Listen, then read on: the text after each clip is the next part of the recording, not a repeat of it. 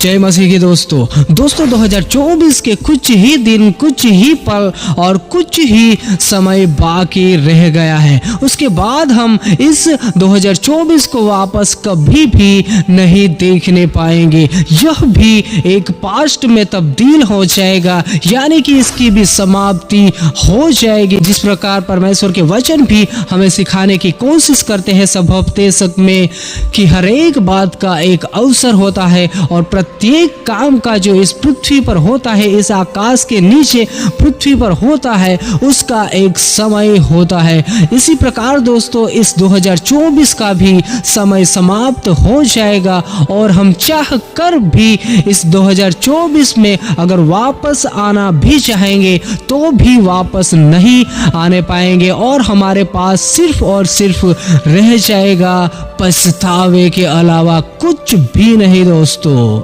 हाँ दोस्तों, आपने सही सुना कि हम चाह कर भी इस 2024 में वापस नहीं आने पाएंगे। हमने चाहे इस 2024 के लिए परमेश्वर से बहुत भी अर्ज की होंगी या परमेश्वर से मैंने और आपने बड़े बड़े वादे भी किए होंगे कि हे परमेश्वर, मैं आपके लिए इस 2024 और 25 के बीच में ये करूँगा, वो करूँगा। आपने शायद यह भी सोचा होगा कि मैं इस 2024 और 25 के बीच में परमेश्वर की सेवा में बहुत ही आगे बढ़ूंगा। मैं प्रभु परमेश्वर के वचनों को दुनिया भर में फैलाऊंगा। आप एक सेवक भी हो सकते हो और आपने परमेश्वर से यह मांगा भी होगा और आपने परमेश्वर को यह वचन भी दिया होगा कि मैं इस 2024 और 25 के बीच में आपके लिए बहुत अद्भुत रीति से सेवा करूंगा। हर एक जन जन तक आपके सुसमाचार, आपके वचनों को पहुंचाऊंगा। परंतु वह आपका वह वचन और आपके वह परमेश्वर से जो बातें आपने और मैंने की होगी वह अधूरी की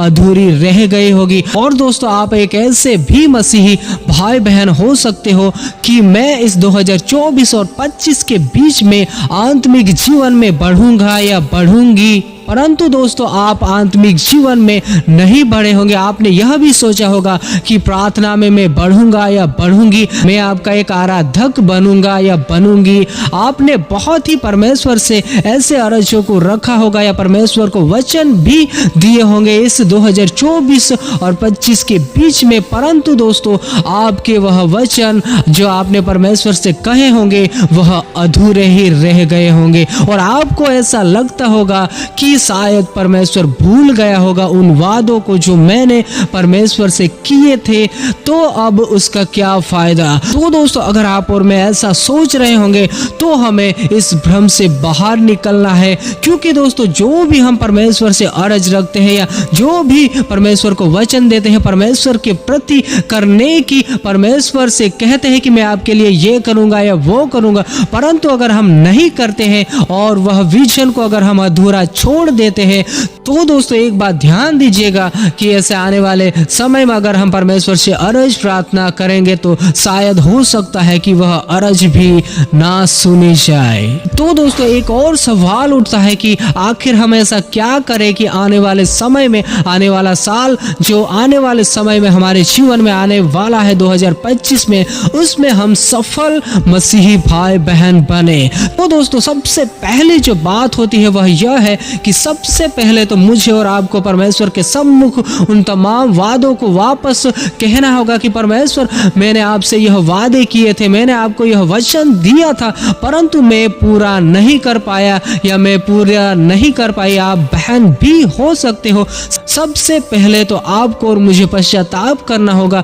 कि हे परमेश्वर मुझसे गलती हो गई, क्योंकि मैंने आपसे यह कहा था कि मैं यह करूंगा, आपकी प्रार्थना में बढ़ूंगा या बढ़ूंगी, मैं आपके वचनों में बढ़ूंगा या बढ़ूंगी, मैं आपके सुसमाचार को दुनिया भर में फैलाऊंगा या फैलाऊंगी, और मैं उसमें असफल रही हूं या रहा हूं। और दोस्तों हमें हर एक उन तमाम बातों को परमेश्वर को स्मरण दिलाना है और पश्चाताप करना है कि मुझे क्षमा कर, मुझे माफ कर, और हमें पश्चाताप करना है परमेश्वर के सम्मुख, किसी इंसान के सम्मुख नहीं दोस्तों, परंतु केवल और केवल परमेश्वर के सम्मुख मुझे और आपको पश्चाताप करना है। और दोस्तों हमें वापस परमेश्वर के वचनों के अनुसार उससे जो भी आपके जीवन में परमेश्वर ने रखा है, जो भी कार्य करने के लिए आप चाहे वचनों में नहीं पढ़े होंगे या प्रार्थना में भी नहीं पढ़े होंगे, परंतु आज अभी से ही उसमें वापस परमेश्वर से कहकर आप वापस शुरू कीजिए वह काम,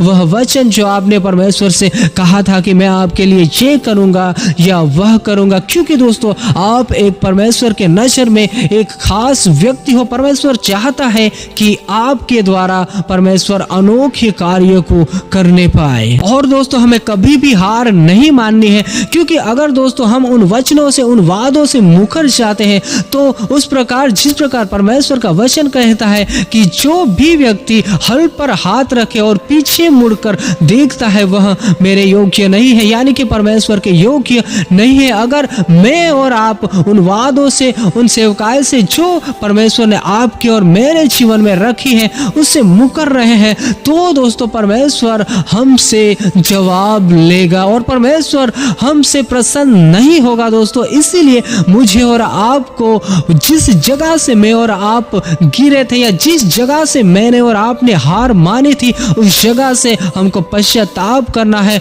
और परमेश्वर से मांगना है। अगर आपको ऐसा लगता है कि मैं यह नहीं कर पाऊंगा या नहीं कर पाऊंगा, तो परमेश्वर के आत्मा से मदद लीजिए कि पवित्र आत्मा मुझे मदद कर कि मैं वह हरेक वादों को पूरा करने पाऊं जो मैंने परमेश्वर से कहे थे, और आने वाले साल में मैं बहुत ही अद्भुत रीति से परमेश्वर के कार्य को करने पाऊं दोस्तों। और आप देखने पाओगे कि आने वाले समय में जब आप परमेश्वर के वादों पर, वचनों पर खरे उतरोगे, तो आने वाले समय में परमेश्वर के वचनों के अनुसार अगर आप करोगे तो परमेश्वर आपके जीवन में बहुत ही अद्भुत काम करने पाएगा, यानी कि आप भी परमेश्वर के अनोखे कार्यों को देखने पाओगे और आप परमेश्वर के सुसमाचार को दुनिया भर में फैलाने पाओगे दोस्तों। सबको जय मसीह की।